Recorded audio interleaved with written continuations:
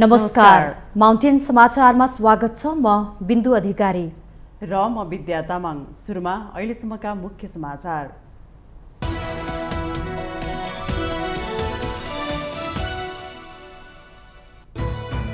भ्रष्टाचार विरुद्धको अभियान सञ्चालन गर्दा केही मान्छेहरू विक्षिप्त भएको प्रधानमन्त्री प्रचण्डको टिप्पणी। चीन भ्रमणमा उत्तरी क्षेत्रका नाका खोल्ने बारे छलफल गर्ने भनाई।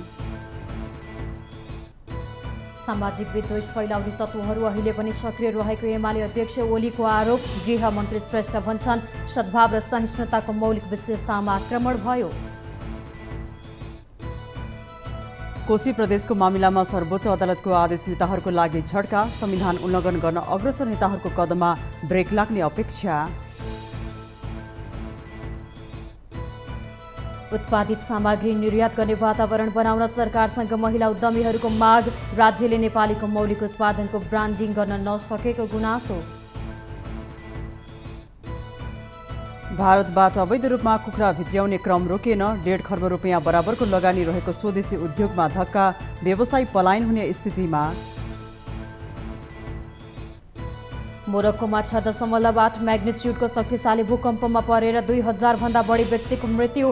क्षतिको यकिन विवरण आउन बाँकी। र श्रीलङ्कासँग पराजित हुँदै बङ्गलादेश एसिया कपबाट बाहिरियो। प्रतियोगिता अन्तर्गत आज भारत र पाकिस्तान बीचको खेल हुने।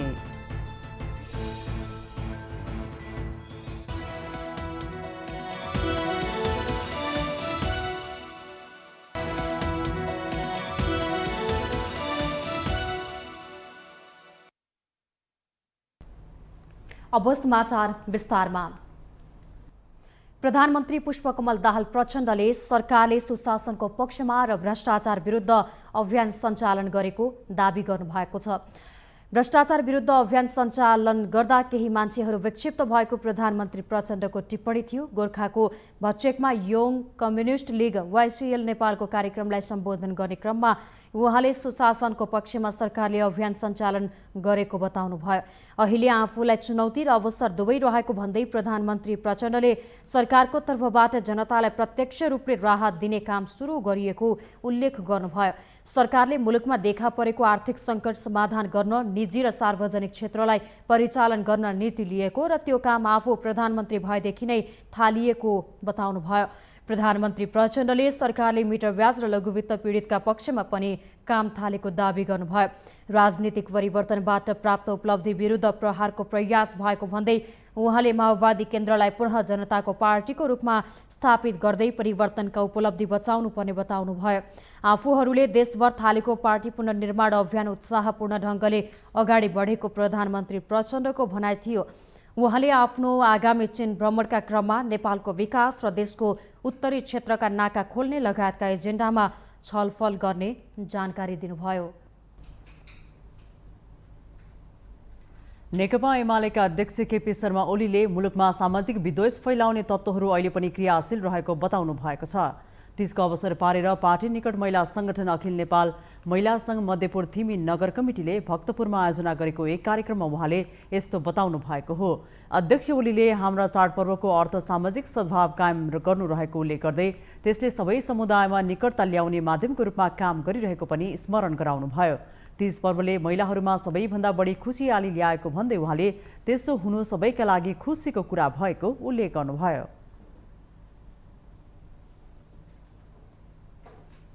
सबै जातका सबै थरका बाटोवारीका बाटो पारीका खोलावारीका खोला पारीका डिलवारीका डिल पारीका एउटा वडाका अर्को वडाका एउटा पालिका र अर्को पालिकाका मान्छेहरू सँगै बसेर किन रमाएका होला।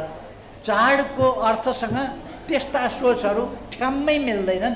किनभने चाडको अर्थ सामाजिक सद्भाव कायम गर्नु हो, सामाजिक निकटता कायम गर्नु हो, सबै मिलेर रमाउनु हो। साझा जात्रा, साझा चाड, साझा पर्व, साझा खुसियाली, साझा उत्सव त्यो मनाउने हो। हामी त्यसै गरी आज मनाउँदैछौँ। यो परम्परा अगाडि जाओस्। अध्यक्ष ओलीले चाडपर्वहरूलाई नेपालीहरूले उत्सवको रूपमा मनाउने गरेको र त्यसले सामाजिक प्रबन्धहरूलाई व्यवस्थित बनाउन महत्त्वपूर्ण भूमिका निर्वाह गरिरहेको बताउनुभयो। उपप्रधान एवं गृहमन्त्री नारायण काजी श्रेष्ठले नेपालको विविधता बीचको एकता, सद्भाव र सहिष्णुताको मौलिक विशेषतामा आक्रमण भइरहेको बताउनु भएको छ। ज्यापू महागोठीको 4औं राष्ट्रिय महाधिवेशनलाई काठमाडौँमा सम्बोधन गर्दै मन्त्री श्रेष्ठले एकता, सद्भाव र सहिष्णुताको मौलिक विशेषतामा आक्रमण भइरहेको बताउनुभयो। उहाँले विविधताको बीच एकता, सद्भाव र सहिष्णुताको हाम्रो मौलिक परम्परा र संस्कृतिमाथि आक्रमण गर्ने कुनै खेल नेपालमा फस्टाउन बढ्न दिन नहुने उल्लेख गर्नुभयो। आफ्नो पहिचान, अधिकार र विकासको निम्ति सचेत हुनुपर्ने भन्दै मन्त्री श्रेष्ठले प्राप्त उपलब्धिको रक्षा गर्दै थप अधिकारको निम्ति अघि बढ्नुपर्ने बताउनुभयो। यो विविधताको बीचको एकता, सद्भाव र सहिष्णुताको मौलिक विशेषतामाथि कहीँ कतैबाट धावा बोल्ने षड्यन्त्र भइराखेको त छैन। हामी सबै सचेत हुनुपर्ने आवश्यकता छ। आज जातीय, भाषिक र धार्मिक एकताको सट्टा, सद्भाव र सहिष्णुताको सट्टा विभिन्न नाममा द्वन्द्व फैलाउने, विग्रह फैलाउने खतराहरू पनि देखिन थालेका छन्। हामी सबै आफ्नो पहिचान, अधिकार र विकासको निम्ति सचेत हुनुपर्छ। प्राप्त भएको उपलब्धिको रक्षा गर्दै थप अधिकारको निम्ति हामी अगाडि बढ्नुपर्छ, त्यसको निम्ति सङ्गठित हुनुपर्छ। गृहमन्त्री श्रेष्ठले समृद्धिको वाचा पूरा गर्ने सरकारले अहिले सुशासन, समृद्धि र सामाजिक न्यायलाई मूल मन्त्र बनाएको उल्लेख गर्नुभयो। उहाँले विकास र समृद्धिको दिशातिर लैजान राष्ट्रिय पुँजीको विकास, उत्पादनको वृद्धि, सामाजिक न्याय स्थापना गर्नुपर्ने बताउनुभयो।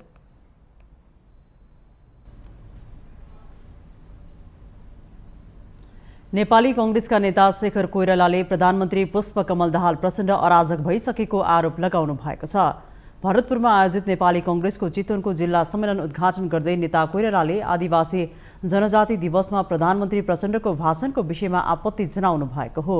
पार्टीको नेताको हैसियतमा बोलेको भए आपत्ति नहुने, तर प्रधानमन्त्री त्यसरी बोल्नु गैर जिम्मेवार भएको उहाँको जिकिर थियो। नेता कोइरालाले धरानमा भएको घटनापछि धर्मको नाममा जातीय द्वन्द्व बढाउने खतरा देखिएको टिप्पणी समेत गर्नुभयो। काठमाडौँका मेयरले सिंहदरबारमा आगो लगाउँछु भनेर सामाजिक सञ्जालमा लेख्नु पनि अराजकता भएको उहाँको भनाइ थियो। देशमा राजनीतिक, आर्थिक, धार्मिक, सांस्कृतिक रूपमा मात्रै नभएर कूटनीतिक अराजकता पनि बढेको भन्दै नेता कोइरालाले कांग्रेसमाथि पनि चारैतिरबाट आक्रमण हुन थालेको बताउनुभयो। उहाँले संसदीय प्रणालीमा प्रधानमन्त्री बाहेक कसैको निर्णयले काम नगर्ने भएकोले कांग्रेसकै नेतृत्वमा सरकार बन्न जरुरी रहेको उल्लेख गर्नुभयो।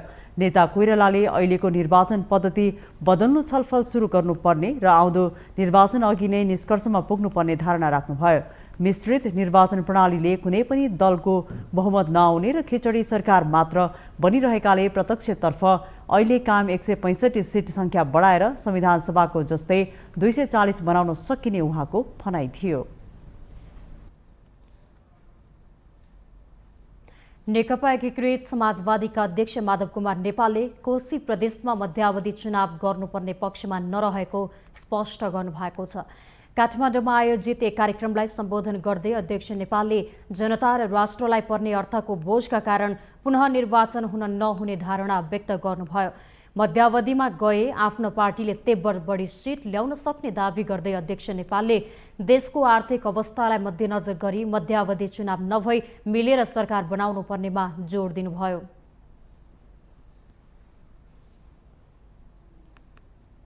यही सिलसिलामा कतिसम्म चल्ने हो? कारण के हो भने हाम्रो निर्वाचन प्रणाली। निर्वाचन प्रणालीमा प्रत्यक्ष निर्वाचन पनि छ, समानुपातिक पनि छ। फेरि सङ्ख्या कस्तो भइदियो भने दुईटै मिल्दाखेरि बराबरै छ। उसको पनि उत्तिकै सङ्ख्या पुग्दो रहेछ, यता पनि उत्तिकै सङ्ख्या पुग्दो रहेछ। अनि सङ्ख्या बराबरी भइसकेपछि त्यो मूल बन्छ, जसलाई भन्छ सभामुख। अब जसको पक्षको मान्छे हो उसको सङ्ख्या त घट्ने हो, अनि सभामुखैबाट मान्छे भागाभाग भइरहेछ। अब यो सबैले गर्दाखेरि त्यहाँ जटिलता खडा भएको छ। त्यो जटिलतालाई हल गर्ने भनेको दुईवटा उपाय छ, कि मिलेर जानु, कि कसैलाई साथ दिनु, कि त चुनावमा जानु। हामीलाई त फरक पर्नेवाला छैन। कोशी प्रदेशमा पार्टीको विशेष भूमिका रहेको उल्लेख गर्दै उहाँले एमालेका नेताहरू मिल्नका लागि पछि लागेको बताउनुभयो।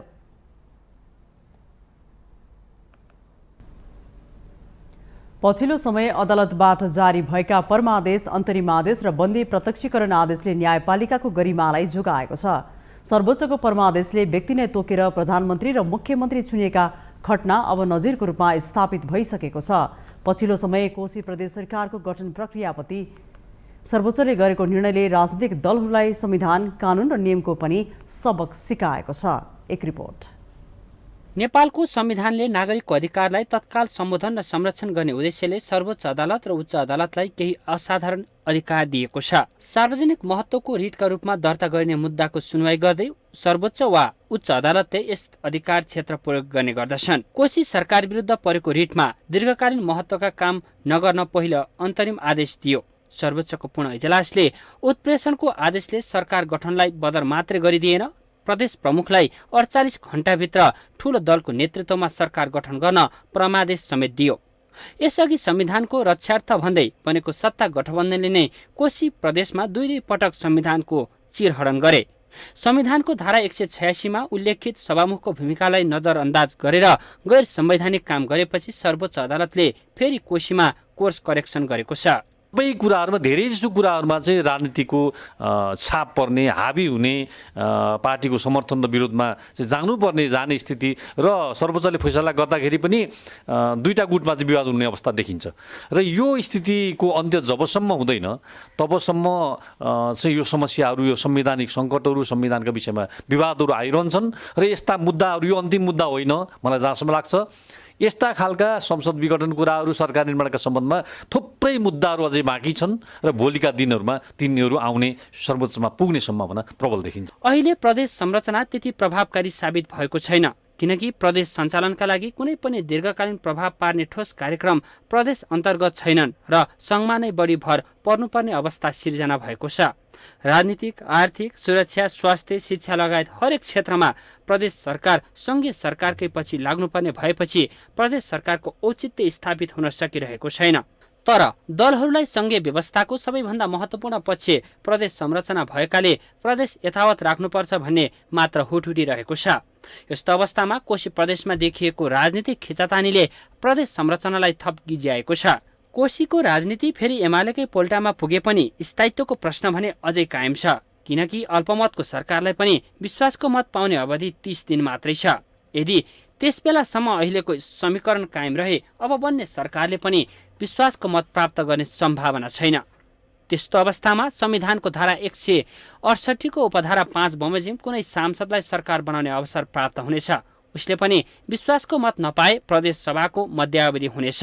या त सरकार बन्नै सकेन, मानौ बन्नै नसकेको अवस्थामा छ भने अहिलेको वर्तमान सरकारले नै मध्यावधि घोषणा गर्छन्। त्यो सरकार बनेर उसले पनि विश्वासको मत प्राप्त गर्न सकेन भने उनले पनि मध्यावधि घोषणा गर्न सक्छन्। तर घटनाक्रम हेर्दाखेरि, त्यहाँको अवस्थाहरू हेर्दाखेरि सायद त्यो अवस्थामा पुग्दैन होला। अहिलेको हिक्मतकारी सरकारले विश्वासको मत प्राप्त गर्न सकेपछि अर्को सरकार गठनको अवस्था निर्माण हुने सक्ने अवस्था रहँदैन र त्यो अवस्था नआएपछि अहिलेकै सरकारले मध्यावधि चुनावको डेट तय गरेर घोषणा गरेर कोशी प्रदेश मध्यावधि निर्वाचनमा जान सक्ने प्रबल सम्भावना छ। तत्कालीन प्रधानमन्त्री केपी शर्मा ओलीले संसद विघटन गरेपछि संविधानको रक्षार्थ भन्दै सडकमा पुगेका सत्ता गठबन्धन नै संविधानको भावना विपरीत जानुले सत्ताका लागि दलहरू जे पनि गर्न तयार हुन्छन् भन्ने भाष्य स्थापित भएको छ। अर्कोतर्फ दलहरूले जानाजान त्रुटि गर्दै जाने र अदालतले त्यसलाई सच्याउँदै हिँड्नुपर्ने अभ्यासले दलहरूको संविधानप्रतिको निष्ठा पनि प्रष्ट पारिदिएको छ। माउन्टेन टेलिभिजन एचडीका लागि बटुकराज गिरीको रिपोर्ट। माउन्टेन समाचारमा पालो भएको छ ब्रेकको।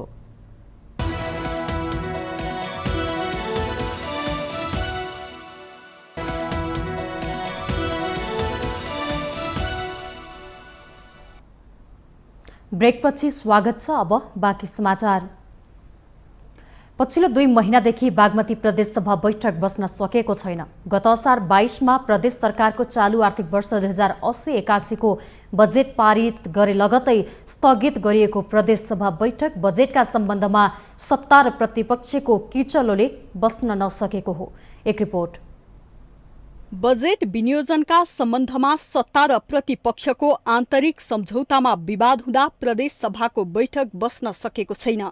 सरकार र प्रतिपक्ष दलहरू बीचको लेनदेनको विषय प्रदेश सभा बैठकमा पोखिएपछि सदन बस्न सकसपूर्ण भएको हो। सरकारसँगको सम्झौता कार्यान्वयनको माग गर्दै प्रमुख प्रतिपक्ष दल नेकपा एमाले र राप्रपाले आफ्नो अडान कायम राखेपछि सदन अघि बढ्न सकेको छैन। यता सरकार भने विपक्षीको मागमा सकारात्मक रहेको बताउन छाडेको छैन। विपक्षी दलहरू भने कार्यान्वयनको चरणमा नगएसम्म सदन चल्न नदिने अडानमा देखिन्छन्। सोही कारण प्रदेश सभा बैठक आह्वान भएर पनि बस्न सकिरहेको छैन। पछिल्लो पटक भदौ 18 गतेका लागि बैठक आह्वान गरिएको थियो। दिउँसो 1:30 बजेका लागि आह्वान गरिएको उक्त बैठक बस्न नसकेपछि सोही दिन 4 बजेका लागि सारिएको थियो। 4 बजे आह्वान गरिएको बैठक पनि विपक्षी दलको अडानपछि बस्न सकेन र सूचना टाँस गरेर भदौ 20 गते 1 बजेका लागि बोलाइएको थियो। यस बीचमा प्रदेश सभाका सभामुख भुवन कुमार पाठकको अगुवाईमा पटक पटक सर्वदलीय बैठक समेत बस्यो। तर सो बैठकले पनि ठोस निष्कर्ष निकाल्न नसकेपछि 19 गते साँझ सूचना टाँस गरेर 20 गते 1 बजेका लागि बोलाइएको बैठक भदौ 24 गते 11 बजेका लागि सारिएको छ।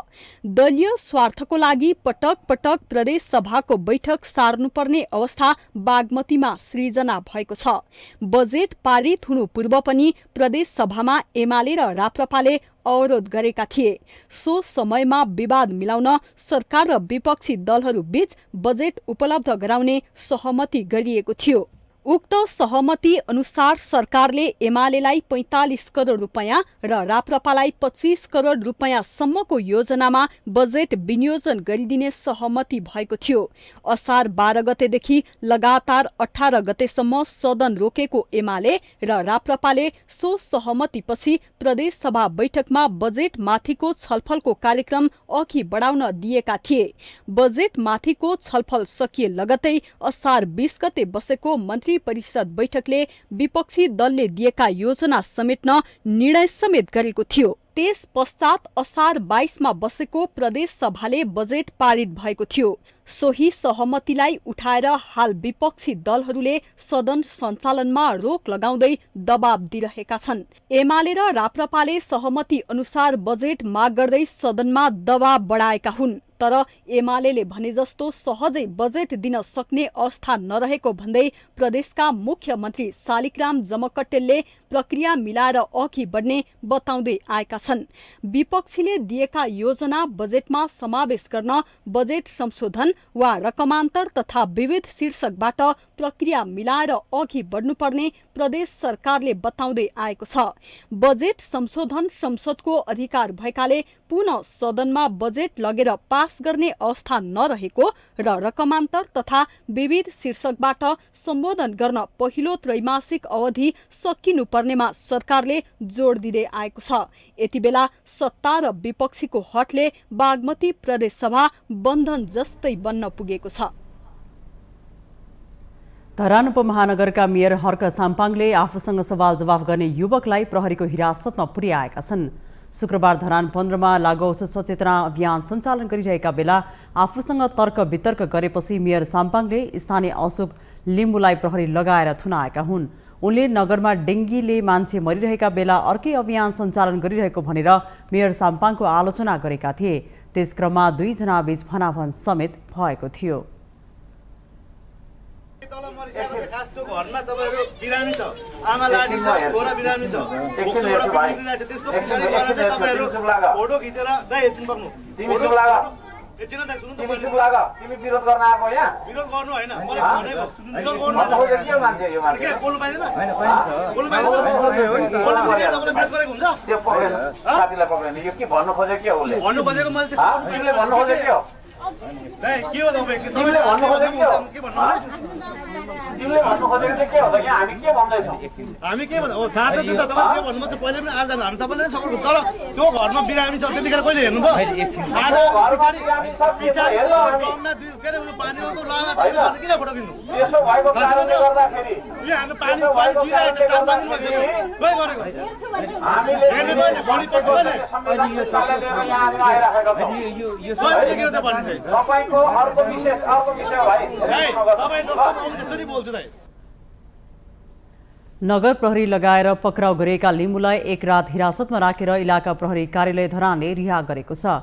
उनी विरुद्ध कुनै खालको उजुरी भने नपरेको प्रहरीले जनाएको छ। झण्डै 1 दशकसम्म सामाजिक अभियन्ताको रूपमा सक्रिय रहँदा जवाफदेही निकायलाई प्रश्न गरेरै धरानको मेयर बनेका साम्पाङ आफूलाई प्रश्न गर्नेसँग भने सधैँ कठोर रूपमा प्रस्तुत हुँदै आएका छन्। सुन तस्करी प्रकरणमा त्रिभुवन अन्तर्राष्ट्रिय विमानस्थल भन्सारका अधिकृत सहित 3 कर्मचारी पक्राउ परेका छन्। नेपाल प्रहरीको केन्द्रीय अनुसन्धान ब्युरोले भन्सार अधिकृत पुष्पा जोशी तथा नायब सुब्बाद्वय कमल परियार र वीरेन्द्र नेपालीलाई सुन तस्करी प्रकरणमा संलग्न रहेको आरोपमा पक्राउ गरेको हो। पक्राउ परेका कर्मचारीमाथि अनुसन्धान अगाडि बढाएको केन्द्रीय अनुसन्धान ब्युरोले जनाएको छ। 61 केजी सुन तस्करी प्रकरणमा यसअघि पक्राउ परेका भन्सार एजेन्ट कर्मचारी तथा तस्करमाथिको अनुसन्धानपछि भन्सारका 3 कर्मचारीको संलग्नता खुलेको हो। विमानस्थल भन्सारकै 2 अधिकृत गणेश पौडेल र सन्तोष चन्द सहितका 4 कर्मचारी यसअघि नै पक्राउ परिसकेका छन्। प्रहरीले पक्राउ परेका अधिकृत पौडेलको बयानका आधारमा अरू कर्मचारीको संलग्नता देखिएपछि थप 3 कर्मचारी पक्राउ गरेका हुन्। सुन तस्करी प्रकरणमा शनिबार पक्राउ परेका 3 सहित 31 जना सिआइबीको नियन्त्रणमा छन्। सिआइबीले विमानस्थल भन्सारकै उपसचिव श्रीधर टण्डनमाथि पनि अनुसन्धान गरिरहेको जनाएको छ।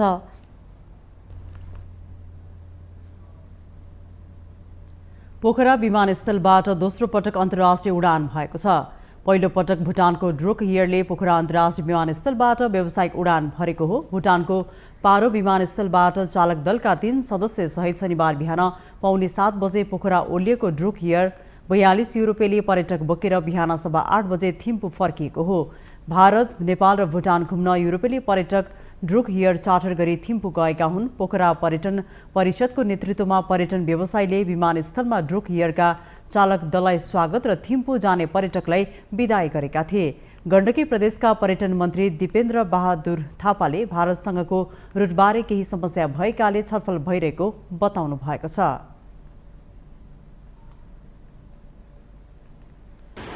के गर्दाखेरि चलाउन सकिन्छ? अस्ति पनि हामी कहाँ त्यो एउटा तिब्बतको चाहिँ कङ्ग्रेसको भाइस चेयरम्यान आउनुभयो र हामी त्यो मन्त्रालयमै कुरा गऱ्यौँ। हामीले यही विषयमा पनि उठायौँ। अब यो समस्यालाई बुझेर त्यो तपाईँ पनि फ्लाइटहरू चाहिँ गरिदिनु भयो, तिब्बतबाट गरिदिनु भयो भने हामीलाई पनि सहज हुन्थ्यो। खास गरिकन चाहिँ यो बिजनेस फ्लाइट आज जुन जसरी चाहिँ आयो अब यस्तै हामीले यो पोखराले पनि बिजनेस दिन सक्छौँ। के गर्दाखेरि हुन्छ अथवा हामीले यो प्रदेश सरकारले धार्मिक पर्यटक कसरी ल्याउन सकिन्छ, अब धार्मिक चाहिँ कुरोहरू कसरी ल्याउन सकिन्छ, यी विषयमा असाध्यै हामी गम्भीर भएर लागेका छौँ। पोखरा महानगरपालिकाका मेयर धनराज आचार्यले शनिबारको उडानले पोखरा अन्तर्राष्ट्रिय विमानस्थल बनिसकेपछि पनि नियमित सञ्चालनमा कठिनाई भइरहेको बेला सकारात्मक सन्देश गएको बताउनुभयो। उहाँले सेप्टेम्बरपछि नियमित उडान हुन सक्ने प्रधानमन्त्री प्रचण्डले बताएको पनि उल्लेख गर्नुभयो। सिके पछाडि यो चल्छ चल्दैन धेरै खालका कुराहरूको बिचमा पनि अब आज दोस्रो फ्लाइट भएको छ। अघिल्लो फ्लाइट चाहिँ चार्टर फ्लाइट भयो। त्यो चार्टर फ्लाइट हुँदा पनि 2टा कुरा स्थापित भयो। एउटा त हामीले इमिग्रेसन यही पास गऱ्यौँ, अनएराइबल भिसा दियौँ होइन। त्यस हिसाबले पोखरा इन्टरनेसनल एयरपोर्ट चाहिँ अब अन्तर्राष्ट्रिय फ्लाइटका लागि चाहिँ सबै हिसाबले तयार छ भन्ने कुराको एउटा पुष्टि भयो र आज दोस्रो कमर्सियल फ्लाइट भएको छ। नेपाल सरकारका सबै तहले चाहेको विषय छ। केही आन्तरिक विषयहरू पनि छन्, ती सबै बिस्तारै मिलेर त्यसपछि रेगुलर फ्लाइट हुन्छ। यसअघि चीनको सिचुवान एयरलाइन्स छेङदुङबाट चार्टर उडान पोखरा आएको थियो।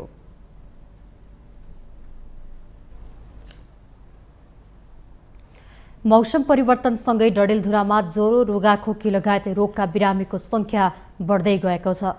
मौसम परिवर्तन भए यता यहाँका अस्पताल तथा स्वास्थ्य संस्थामा बिरामीको संख्या बढ्दै गएको हो। एक रिपोर्ट। सुदूरपश्चिम प्रदेशको 7 पहाडी जिल्लाको मुख्य केन्द्रमा रहेको एक मात्र संघीय अस्पताल डडेलधुरा अस्पतालमा अहिले बिरामीको चाप दिन प्रतिदिन बढ्दै गइरहेको छ।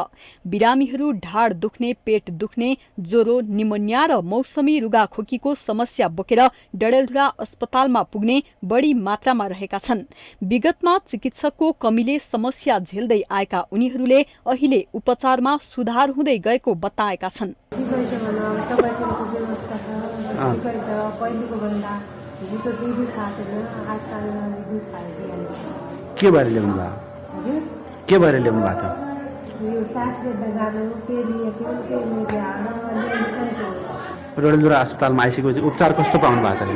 ठिकै हो। डाक्टरहरूले आएर हेरिरहेछन् नै?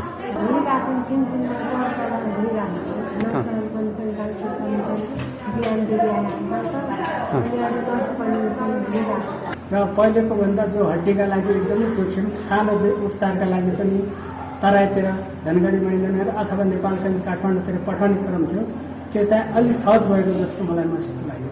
हामी डडेलधुरा अस्पतालमा डाक्टरको पटक अभाव भन्दा पनि संघ सरकारले नछोड्दैन यो सुदूरपश्चिम 7 जिल्लाको मुटुमा रहेको डडेलधुरा अस्पताललाई यो अस्पतालमा दर्शनको अनुसारको डाक्टर पठाइदिनु संघ सरकारसँग हामी अनुरोध गर्छौँ। भाइरल ज्वरो, पेट दुख्ने, झाडा पखलाका साथै स्क्रब, टाइफस र डेङ्गुका 500 देखि 600 बिरामी डडेलधुरा अस्पतालमा पुग्ने गरेका छन्। अब अहिले चाहिँ यो जस्तो बर्खायाम लागेदेखि चाहिँ के छ भने पहिला भन्दा बिरामीको चाप पनि बढ्दो छ। अब जस्तो हाम्रो पहिला 300-400 को हाराहारीमा आउने बिरामी छ भने अहिले 500 भन्दा बढी लागेको छ। अब विशेष त के छ भन्दाखेरि यो बर्खायाममा चाहिँ एउटा त अब पानीको फोहोरले गर्दाखेरि हुने झाडा पखला रोगहरू भए, त्यसपछि यो भाइरल ज्वरो, रुगाखोकी यस्तो बिरामीहरूको मात्रा पनि बढ्दैछ। र विशेष गरेर अहिले चाहिँ जस्तो हाम्रो डेङ्गु हैन, यो स्क्रब टाइफसहरू, मलेरिया, टाइफाइडहरू यी चाहिँ विशेष गरेर धेरै जस्तो आउने बिरामीहरू चाहिँ यही अन्तर्गतकै पर्दछन्। अनि अहिले चाहिँ के भन्छ भने ठ्याक्कै यो बर्खायाम यो असार श्रावण पछि चाहिँ पोस्ट मनसुन फिभर भन्छ, त्यसमा चाहिँ यही 3-4 स्क्रब टाइफस, कालाजारहरू, यो डेङ्गुहरू यिनीहरूको चाप चाहिँ धेरै बढ्दो छ। अनि बिरामीको मात्रा पनि यही ज्वरो, खोकी, रुगा होइन, बान्ता उल्टी हुने, जिउ गल्ने, आलस्य हुने यस्तो बिरामीहरूको मात्रा चाहिँ धेरै छ। वर्षायामको समयमा प्रदूषित पानी पिउनु, मौसम परिवर्तन र वर्षाको कारण बाढीले फोहोर वस्तु बगाउने र दुर्गन्ध फैलने गरेको कारण पनि भाइरलको प्रकोप फैलन थालेको बताइएको छ। यस्तो समयमा पानी उमालेर पिउनु पर्ने र विशेष गरी सरसफाइमा ध्यान दिनुपर्ने चिकित्सकहरूको सुझाव छ। अब प्राय जस्तो त यो हामीले सरसफाइमा ध्यान दिनु पर्यो। पानीहरू चाहिँ पिउने पानीहरू उमालेको पानी प्रयोग गर्नु पर्यो, झोल कुराहरू धेरै खानु पर्यो हैन। हामीले अब दिशा गर्दाखेरि सरसफाइमा धेरै ध्यान दिनु पर्यो। त्यसपछि अब यो डेङ्गु, कालाजार, मलेरियाहरू यिनीहरूको लागि चाहिँ अब हामीले जस्तो झुलहरूको राम्रो प्रयोग गर्नु पर्यो। घरका वरिपरि खाल्डाखुल्डीहरू छ, पानी जम्ने ठाउँहरू छ भने चाहिँ त्यसलाई कसरी हुन्छ चाहिँ हटाउने, त्यसलाई चाहिँ सरसफाइतिर ध्यान दिनु पर्यो।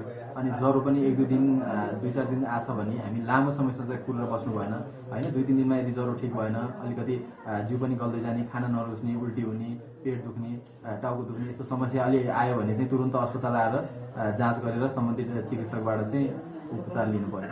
मौसम परिवर्तनसँगै बिरामी हुनेहरूमा महिला, बालबालिका र वृद्धको संख्या धेरै मात्रामा रहेको छ। माउन्टेन टेलिभिजन एचडीका लागि डडेलधुरा सहकर्मी विमल जैरूको रिपोर्ट। माउन्टेन समाचारमा पालो भएको छ ब्रेकको।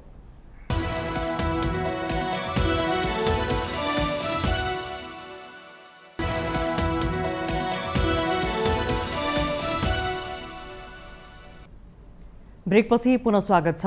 अब बाँकी समाचार। नेपालमा पछिल्लो समय महिला उद्यमीहरूको संख्या बढिरहेको छ। उद्यमशीलतालाई अँगालेका महिला उद्यमीहरू अनेकौं चुनौतीका बावजुद आफ्नो तर्फबाट परिश्रम गरिरहेका छन्। विशेष गरी नेपाली कच्चा पदार्थकै प्रयोगमा महिला उद्यमीहरू प्राथमिकता दिन्छन्। व्यवसाय विस्तार गरौं भन्ने जोश र जागर बोकेका महिला उद्यमीहरू राज्यबाट पनि धेरै अपेक्षा गरिरहेका छन्। एक रिपोर्ट। महिलाद्वारा उत्पादित सामग्री प्रवर्धन गरी विदेश निर्यात गर्ने व्यवस्था गर्न महिला उद्यमीहरूले सरकारसँग माग गरेका छन्। कोभिड महामारी र विश्वव्यापी आर्थिक मन्दीका कारण साना तथा मझौला उद्यमीहरूको उत्पादनले बजार पाउन नसकिरहेको भन्दै सरकारले निर्यात गर्ने वातावरण सृजना गर्नुपर्ने उनीहरूको अपेक्षा छ। साथै महिला उद्यमीहरूले सहुलियतमा ऋण र सिपमूलक तालिममा पनि सरकार जिम्मेवार हुन पर्ने भनिरहेका छन्। विदेशतिर पठाएपछि त अलिकति रुपैयाँ कमाउन सकिन्छ, अलिकति हाम्रो उद्यमी हाम्रो तालिम लिएर विद्यार्थी उत्पादन भएको पनि विद्यार्थीहरूले पनि त केही आय आर्जन गर्नु पर्यो नि। खालि काम गर्नु मात्रै जाने हैन, विदेशमा भारी बोक्नु हैन, कोडाल खन्नु भेडा चराउनु मात्रै जाने। हाम्रो देशमा मिहिनेत गरेर हस्तकला उद्यमी बनेर अनि त हाम्रो आफ्नो आफूले बनाएको उद्यमको कामहरू हाम्रो यस्तै सामानहरू बेचेर पनि त हामीले आम्दानी आय आर्जन गर्न सकिन्छ नि त। नेपाली कच्चा पदार्थबाट हस्तनिर्मित सामान, ढाकाका कपडा, अल्लुका कपडा, बाँसका सामग्री, चाँदीका गरगहना, चियापत्ती विदेश निर्यात गर्न उनीहरू तयार छन्। तर खाँचो छ राज्यको सहयोग। रोजगारीको अवसर सृजना गरिरहेका उनीहरू मुलुकको आर्थिक विकासमा योगदान दिन सक्नेमा ढुक्क छन्। मुलुकको अर्थतन्त्र सुधार गर्नका लागि विदेशी वस्तु आयात भन्दा पनि नेपाली उत्पादनलाई प्रमुख प्राथमिकता दिएर मुलुकभित्रै खपत गर्ने वातावरण बनाउनु पर्नेमा उनीहरू जोड दिन्छन्। अब यस्तो चाहिँ विभिन्न सरकारी कार्यालयहरूले पनि हाम्रो यो प्रोडक्टलाई यो प्रयोग गर्दैदेखि हामीलाई राम्रो पनि हुन्थ्यो। अब यो विभिन्न मन्त्रालयमा पनि छन्, धेरै सङ्घ संस्थाहरू छन् हैन, त्यो सङ्घ संस्थाहरूलाई पनि अब हामीले चाहिँ यो हाम्रो प्रोडक्टलाई चाहिँ यो साना तथा मझौला व्यवसाय महासङ्घबाट उत्पादन भएको सामानहरू र यो व्यवसायीहरूलाई चाहिँ अलिकति सहुलियत हुन्थ्यो कि। महिला उद्यमीहरूले नेपाली वनमा खेर जाने थकाल सङ्कलन गरेर विभिन्न झोला, टोपी लगायतका वस्तुहरू बनाउने गरेका छन्। शुद्ध नेपाली कच्चा पदार्थहरू प्रयोग भएका त्यस्ता मौलिक उत्पादनको विश्व बजारमा पनि निकै माग छ। त्यस्ता अर्ग्यानिक उत्पादनलाई विश्व बजारमा पुर्याउन सके नेपाली सिप, कला र सामग्री अन्तर्राष्ट्रिय बजारमा चिनारी हुनेमा दुई मत छैन। प्रोत्साहन गर्नको लागि हैन, सरकारबाट के हुन्छ भन्दा ट्रेनिङको आवश्यक। ट्रेनिङ पनि आफूले फ्रीमा गराइदियो, अलिकति आकर्षक गर्न चाहिँ गाउँमा जहाँ जहाँ ग्रामीण महिलाहरू हुनुहुन्छ हैन, उहाँहरूसँग 10 रुपियाँ पैसा पनि साथमा हुँदैन। तर उद्यमी बनिसकेपछि आफूले उद्यम गरेर आफ्नै हातले बनायो या आफूले कुनै पनि काम गर्यो भने पक्कै पनि आफूसँग पैसा हुन्छ। त्यो गर्नलाई प्रोत्साहन त्यतिकै आफै पनि त्यो गरौँ लाग्छ क्या। महिला उद्यमीहरूको माग र आवश्यकता सरकारले सम्बोधन गर्न सके नेपालको आयातमुखी अर्थतन्त्र नियन्त्रणमा पक्कै पनि ठूलो सहयोग पुग्छ। तसर्थ सरकारको ध्यान यसतर्फ पनि जान भने जरुरी छ। माउन्टेन टेलिभिजन एचडीका लागि आर्थिक ब्युरोको रिपोर्ट। सुदूरपश्चिम प्रदेशको कञ्चनपुरका गाउँ बस्तीमा यति बेला गौरासँगै देउडा, ढुस्को, धुमारी र ठाडो खेलको रौनक छाएको छ। जिल्लाका गाउँ बस्तीमा देउडा भाका गुन्जिन थालेका छन्। एक रिपोर्ट।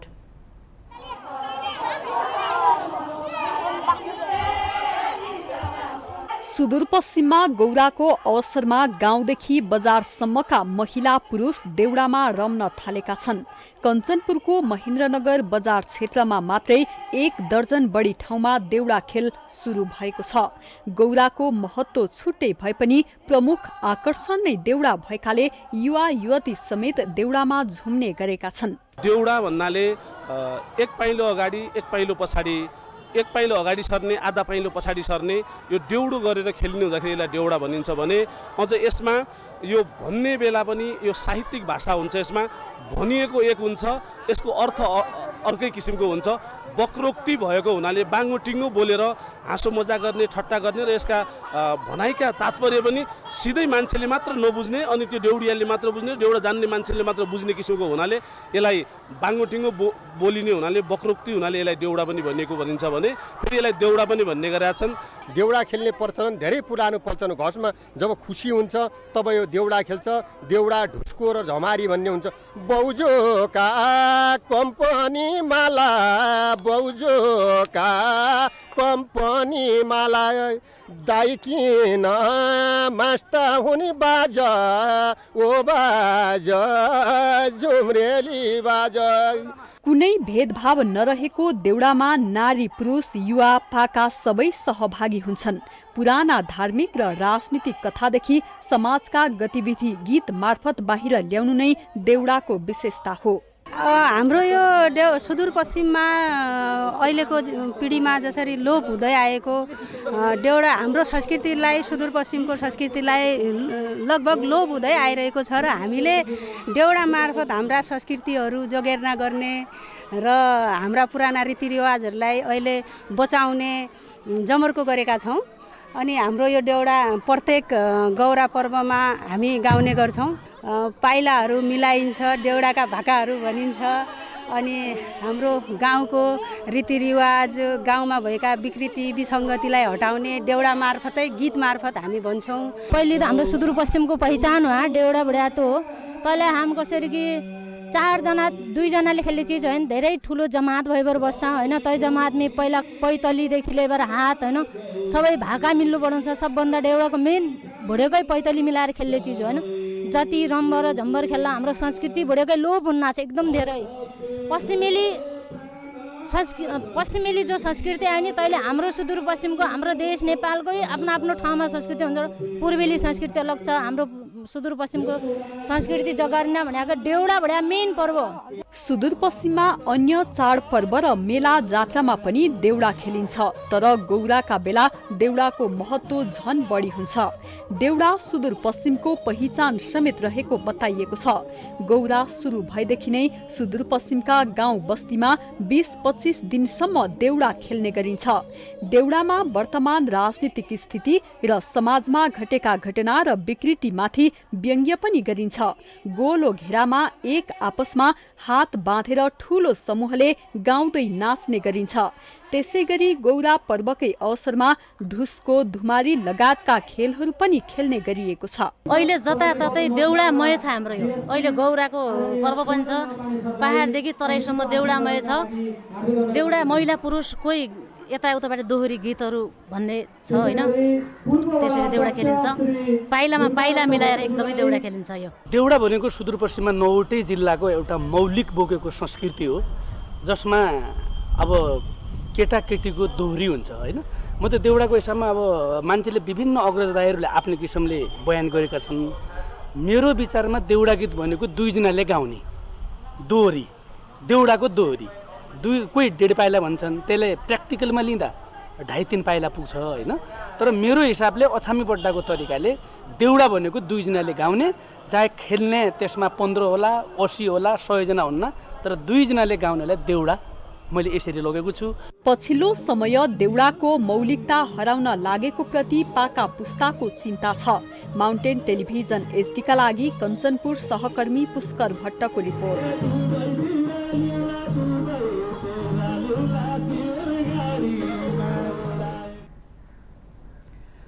आगामी भदौ 27 गतेदेखि 14 वर्ष उमेर पूरा भएका र 15 वर्ष ननागेका किशोरीहरूलाई लक्षित गर्दै पाठेघरको मुखको क्यान्सर विरुद्धको खोप लगाइने भएको छ। स्वास्थ्य सेवा विभागले पाठेघरको मुखको क्यान्सर रोगको रोकथाम गर्न यो रोग विरुद्धको 20,000 मात्र एचपीभी खोप लगाउन लागेको जानकारी दिएको हो। विभाग अन्तर्गत बाल स्वास्थ्य तथा खोप शाखाका प्रमुख डाक्टर अभियान गौतमले हाल उपलब्ध भएको एचपीभी खोप 6 महिनाको अन्तरालमा 2 मात्रा लगाउनु पर्ने बताउनुभयो। उहाँले एचपीभी खोप 2 मात्रा पूरा गरेमा लक्षित गरेको प्रजातिबाट हुने संक्रमणबाट 95% सुरक्षित हुन सकिने जानकारी दिनुभयो। यो खोप यौन सम्पर्क हुने उमेरभन्दा पहिले नै दिएमा बढी प्रभावकारी हुने विभिन्न अध्ययनले देखाएको छ। एचपीभीले महिलाहरूको पाठेघरको मुखको क्यान्सरको साथै यौनाङ्गमा आउने मुसा तथा यौनाङ्गको क्यान्सर समेत गराउँछ। उमेर समूहका किशोरीहरू जसले चाहिँ 14 वर्ष 1 दिनदेखि 14 वर्ष 11 महिना 29 दिन भनेको 15 वर्ष नलगेका, 14 वर्ष लागेका र 15 वर्ष नकटेका किशोरीहरूलाई लक्षित गरेर हामीले खोप सञ्चालन गर्न लागेका हौँ। र अहिले यो एचपीभी भनेको चाहिँ के हो भने एचपीभी भनेको चाहिँ यो एचपीभी ह्युमन प्यापुलोमा भाइरस जसले गर्दाखेरि पाठेघरको मुखको क्यान्सर गराउने एउटा प्रमुख कारक हो। केले गर्दाखेरि मर्दा रहेछन् भनेर हेर्दाखेरि महिलाहरूको प्रमुख मृत्यु र प्रमुख कारक भनेकै यो सर्भाइकल क्यान्सर हो। सर्भाइकल क्यान्सर गराउने एचपीभी भाइरसले गराउँदा गर्ने भएको भएर हामीले यसलाई लक्षित गरेर अहिले खोप ल्याउन लागेका हौँ। एचपीभी खोप सेवा उपलब्ध हुने अस्पतालहरूमा कोशी अस्पताल विराटनगर, नारायणी अस्पताल वीरगञ्ज, परोपकार प्रसूति तथा स्त्री रोग अस्पताल, गण्डकी स्वास्थ्य विज्ञान प्रतिष्ठान पोखरा, भेरी अस्पताल नेपालगञ्ज, त्यसै गरी कर्णाली प्रदेश अस्पताल वीरेन्द्रनगर र डडेलधुरा अस्पताल रहेका छन्।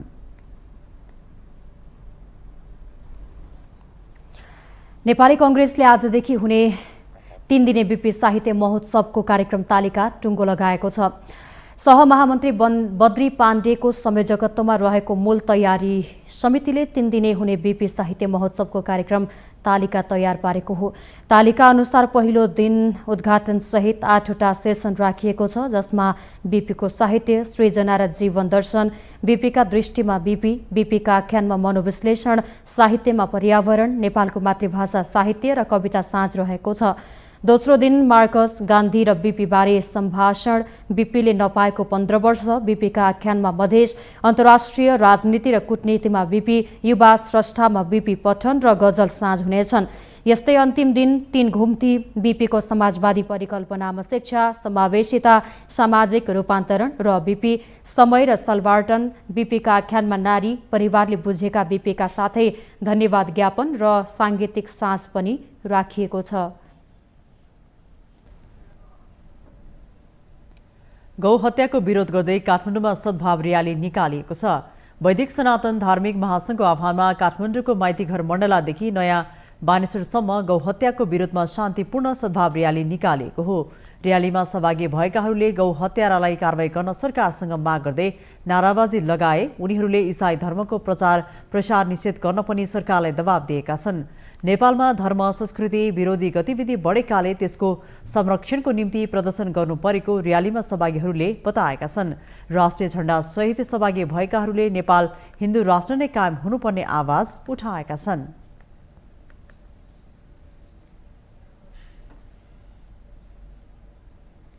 हामीसँग आर्थिक, अन्तर्राष्ट्रिय र खेल समाचार बाँकी नै छन्। माउन्टेन समाचारमा पालो भएको छ अर्को ब्रेकको।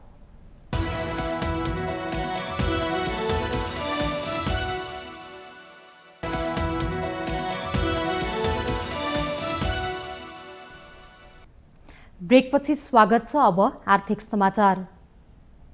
आर्थिक समाचारको साथमा जगदम्बा सुपर साइन तथा ग्याल्बा प्लस जीवनभरको भरोसा। रिद्धि सिद्धि सिमेन्ट रोबोटिक ल्याबमा बनेको स्मार्ट सिमेन्ट।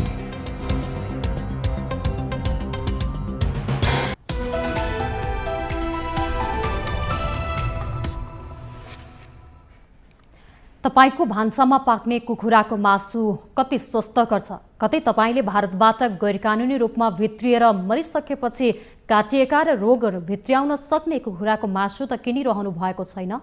भारतबाट अवैध रूपमा भित्रने कुखुराको नियमन हुन नसक्दा नेपाली कृषकहरूको अर्बौं रुपैयाँ पनि जोखिममा पर्दै गएको छ।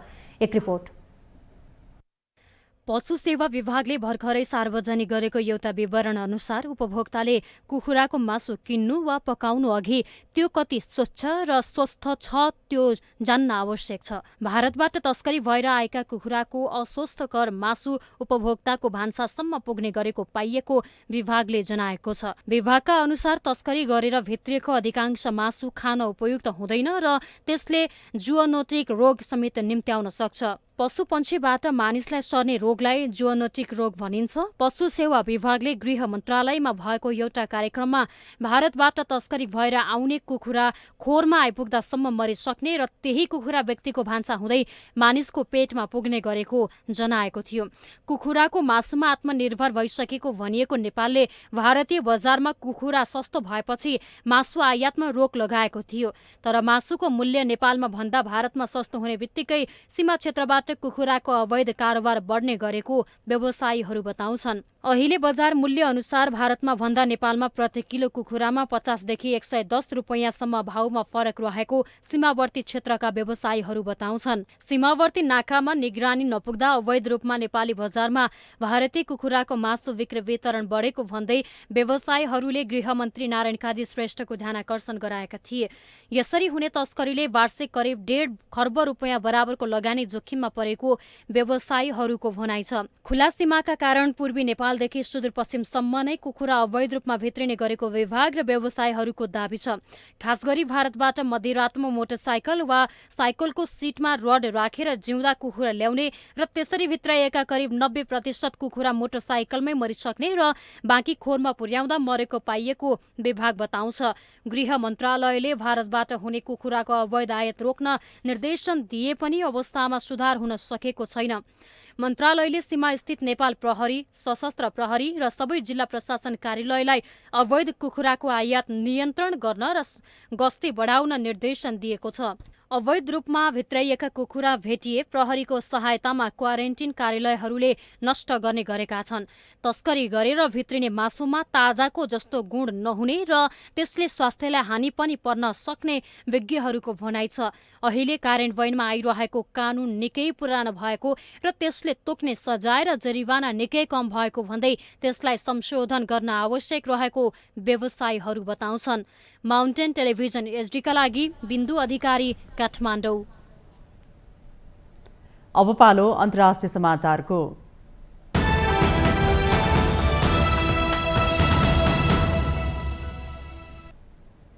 मोरक्कोमा 6.8 म्याग्निच्युडको शक्तिशाली भूकम्पमा परेर मृत्यु हुनेको संख्या 2012 पुगेको छ। उक्त भूकम्पको केन्द्रबिन्दु हाई एटलस माउन्टेन्स रहेको थियो, जुन मोराकेसबाट 71 किलोमिटर दक्षिण पश्चिममा पर्छ। युएस जियोलोजिकल सर्वेले त्यसको गहिराई 18.5 किलोमिटर रहेको उल्लेख गरेको छ।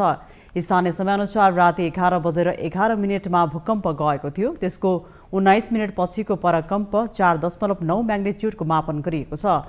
मोराकेस र त्यहाँका दक्षिण क्षेत्रका मानिसहरूले ज्यान गुमाएको बताइएको छ।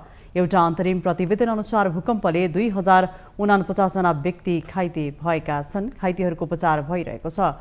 मोरक्कोको प्रमुख मध्यको सहर मराकेसमा ठूलो क्षति भएको र कतिपय परिवार भग्नावशेषमा पुरिएका विवरणहरू आएका छन्। उक्त शहरमा अवस्थित राष्ट्रसङ्घ सम्पदा सूचीमा परेको मेडिनाका केही हिस्सामा क्षति पुगेको जनाइएको छ। सामाजिक सञ्जालमा राखिएका भिडियोमा भत्केका भवनहरू, हल्लिरहेका घरहरू र चोकमा जम्मा भग्नावशेषहरू देख्न सकिन्छ। धुलोको मुस्लो हुँदै मानिसहरू हिँडिरहेको र केही मानिसहरू भागिरहेको पनि देख्न सकिन्छ। अझै पनि शक्तिशाली परकम्प आउन सक्ने डरले मानिसहरूले आफ्नो घर बाहिर नै बसिरहेका छन्। भूकम्पको केन्द्रबिन्दु नजिकैका स्थानमा भवनहरू सग्लो नरहेको हुन सक्ने आशंका गरिएको छ। उक्त दुर्गम स्थानबाट क्षतिका विवरणहरू आउन समय लाग्न सक्ने ठानिएको छ। विश्वका धनी राष्ट्रहरूको समूह G20 शिखर सम्मेलनको साझा घोषणापत्रमा सबै नेताहरूले सहमति जनाएका छन्। भारतीय प्रधानमन्त्री नरेन्द्र मोदीले शिखर सम्मेलनको साझा घोषणापत्रमा सबै नेताहरूले सहमति जनाएको जानकारी दिनुभएको हो। घोषणापत्रमा अन्तर्राष्ट्रिय वित्तीय स्थायित्व, आतंकवाद विरुद्धको अभियान, जलवायु परिवर्तनको प्रभाव न्यूनीकरण र दिगो विकास जस्ता विश्वव्यापी अर्थतन्त्रसँग सम्बन्धित प्रमुख विषयलाई केन्द्रमा राखेको बताइएको छ। शनिबारदेखि भारतको नयाँ दिल्लीमा सुरु भएको 2 दिने G20 सम्मेलनबाट अफ्रिकी युनियन पनि स्थायी सदस्य भएको छ। भारतीय प्रधानमन्त्री नरेन्द्र मोदीले अफ्रिकी युनियनका अध्यक्ष समेत रहेका कोमोरोसका राष्ट्रपति अजाली असमौनीलाई स्वागत गर्दै G20 को सदस्य भएको घोषणा गर्नुभयो। यसअघि G20 मा 19 मुलुक र युरोपेली संघ थियो। G20 को पछिल्लो सदस्य युरोपेली युनियन थिए। अफ्रिकी संघ समेत सहभागी भएपछि G20 को सदस्यमा 19 राष्ट्र, 2 महादेशीय संघ रहेका छन्। यसअघि G20 मा अर्जेन्टिना, अस्ट्रेलिया, ब्राजिल, चीन, France, Germany, Bharat, Indonesia, Japan, Korea, Mexico, रूस, साउदी अरब, दक्षिण अफ्रिका, टर्की, बेलायत, अमेरिका र युरोपेली संघ थिए। G20 15 वर्ष अघिको आर्थिक सङ्कटका बेला विश्व अर्थतन्त्रलाई व्यवस्थापन गर्ने उद्देश्यले उदयमान अर्थतन्त्रको साझा सङ्गठनका रूपमा स्थापना भएको हो। सम्मेलनका लागि भारतको राजधानी नयाँ दिल्लीमा सुरक्षा व्यवस्था कडा पारिएको छ। दिल्लीमा झण्डै 50,000 सुरक्षाकर्मी तैनाथ गरिएको छ। सम्मेलन आयोजना स्थल र त्यस आसपासको 35 किलोमिटर क्षेत्रलाई उच्च सतर्कता क्षेत्र घोषणा गरिएको छ। सडकमा सैनिक, अर्धसैनिक तथा प्रहरी तैनात गरिनुका साथै आकाशमा 24 घण्टा ड्रोन निगरानीको व्यवस्था गरिएको छ। 100 किलोमिटर परसम्मको निगरानी वायुसेनाले लिएको छ। सम्मेलनको अवधि शनिबार र आइतबार नयाँ दिल्लीमा सरकारी तथा निजी कार्यालयहरू तथा शैक्षिक संस्थाहरूमा समेत बिदा दिइएको छ।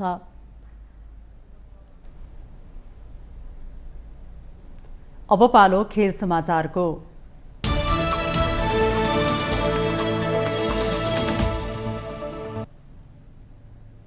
बंगलादेश एसिया कप क्रिकेटबाट बाहिरिएको छ। सुपर 4 मा लगातार 2 खेलमा पराजित भएको बंगलादेश अब फाइनल पुग्ने सम्भावना सकिएको हो। पहिलो खेलमा पाकिस्तानसँग पराजित भएको बङ्गलादेश दोस्रो खेलमा श्रीलङ्कासँग 21 रनले स्तब्ध भयो। अब सुपर 4 को अन्तिम खेलमा भारतसँग खेल्नेछ।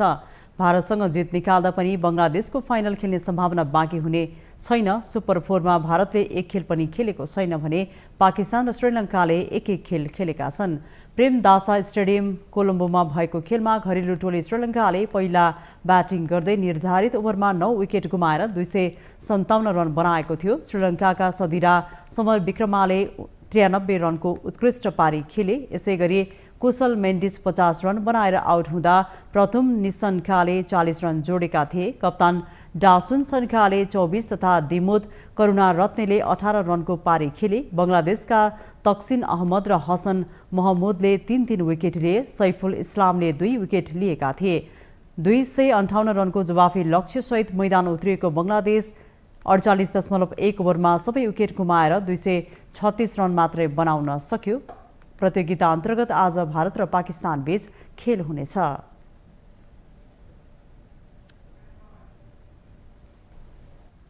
आइसिसी महिला टी20 विश्वकप एसिया क्षेत्र छनौटको उपाधि संयुक्त अरब इमिरेट्स युएईले जितेको छ। मलेसियाको बायोमास ओभलमा शनिबार भएको फाइनलमा थाइल्याण्डलाई 6 रनले हराउँदै युएईले उपाधि जितेको हो।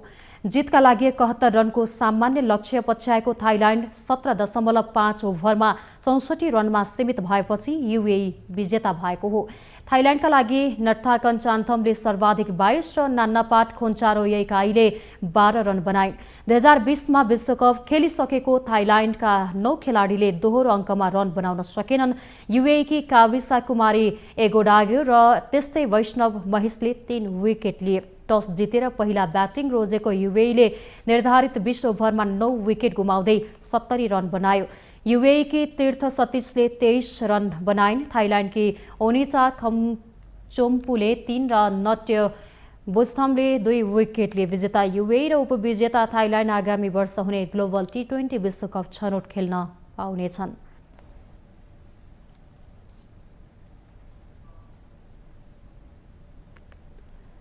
वर्षालाई ध्यानमा राख्दै एसिया कप क्रिकेट काउन्सिलले एसिया कपमा भारत पाकिस्तानले खेलेको लागि रिजर्भ डे राख्ने निर्णय गरेको छ। यसको अर्थ अब यदि खेल 10 सेप्टेम्बरमा पुरा भएन भने अर्को दिन अर्थात् सेप्टेम्बर 11 मा सम्पन्न हुनेछ। यो खेल कोलम्बोको आर प्रेमदास स्टेडियममा हुने तय भएको छ। कोलम्बोमा आगामी 2 साता भारी वर्षाको पूर्वानुमानलाई ध्यानमा राखेर यो निर्णय गरिएको हो। यसबाहेक पनि अन्य कुनै खेलको समयमा वर्षा भए रद्द हुन सक्नेछ। एसिया कपको समूह चरणमा भारत र पाकिस्तानको बीचको खेल वर्षाका कारण रद्द भएको थियो।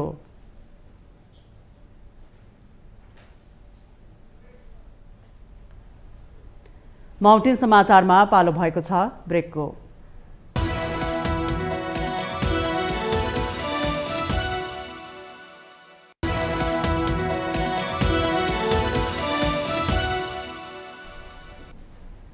ब्रेकपछि स्वागत छ। यो सँगै हामी माउन्टेन समाचारको अन्त्यमा आइपुगेका छौं। जाँदा जाँदै मुख्य समाचार पुनः एकपटक।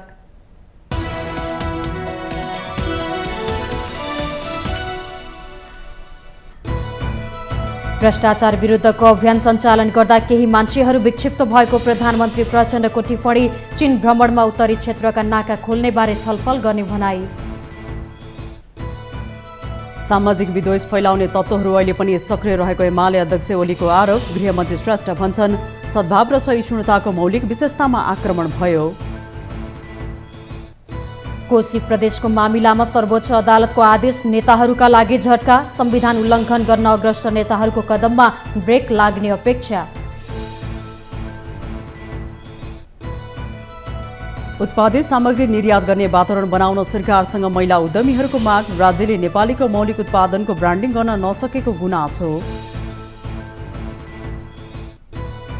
भारतबाट अवैध रूपमा कुखुरा भित्राउने क्रम रोकिएन। 1.5 खर्ब रुपियाँ बराबरको लगानी रहेको स्वदेशी उद्योगमा धक्का। व्यवसाय पलायन हुने स्थितिमा।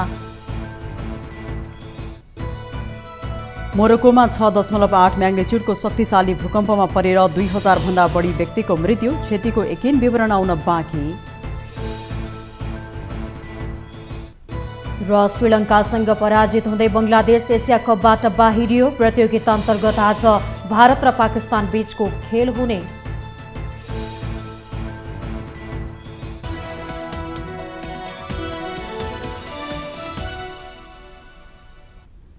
माउन्टेन समाचार अहिलेलाई सकियो। सत्य, तथ्य र निष्पक्ष समाचारका लागि माउन्टेन टेलिभिजन HD हेर्दै रहनुहोला।